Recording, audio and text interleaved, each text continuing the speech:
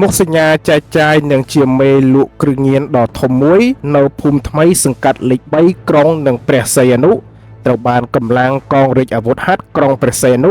សហការជាមួយនឹងកងរាជអាវុធហត្ថក្រុងកែបចាប់ខ្លួនបានទាំងពីរនាក់ជាគូដណ្ដឹងជិតដល់ថ្ងៃរៀបការទៅហើយដែលប្រតិបត្តិការនេះបានធ្វើឡើងកាលពីវេលាម៉ោង3រសៀលថ្ងៃទី24ខែមករាឆ្នាំ2026ស្ថិតនៅក្នុងភូមិកំពង់ត្រឡាចសង្កាត់ជ្រៃធំក្រុងកែបខេត្តកែបជនសង្ស័យជាគូដណ្ដឹងត្រូវបានចាប់ខ្លួនរួមមានឈ្មោះឆេងឆិនឡុង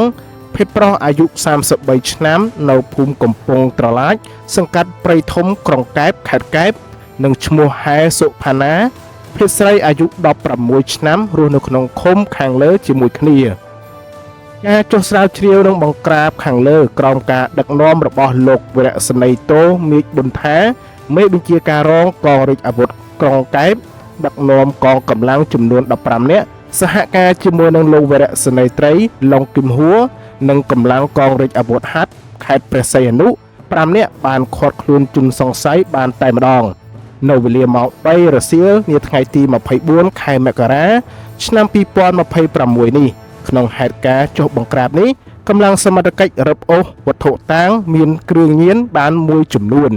បច្ចុប្បន្នជនសង្ស័យទាំងពីរនាក់និងសម្ភារៈដកហូតត្រូវបានកម្លាំងមន្ទីរស្រាវជ្រាវបង្ក្រាបបទល្មើសគ្រឿងញៀនកងរាជអាវុធហត្ថខេត្តកែបបានធ្វើកំណត់ហេតុប្រគល់ឲ្យកម្លាំងកងរាជអាវុធហត្ថ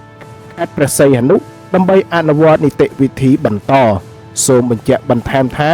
ជនសង្ស័យត្រូវជាគូដណ្ដឹងជាមួយនឹងគូខាងលើនេះនឹងត្រូវរៀបការនៅថ្ងៃទី31ខែមករាឆ្នាំ2026ប៉ុន្មានថ្ងៃខាងមុខប៉ុន្តែត្រូវបានកម្លាំងកងរាជអាវុធហត្ថចុះទៅបង្ក្រាបក៏រត់គេចខ្លួនក៏រត់មកគេចខ្លួននៅឯស្រុកកំណើតខាងស្រីត្រៀមនឹងរៀបមង្គលការតែត្រូវសមត្ថកិច្ចឃាត់ខ្លួនបានតែម្ដង។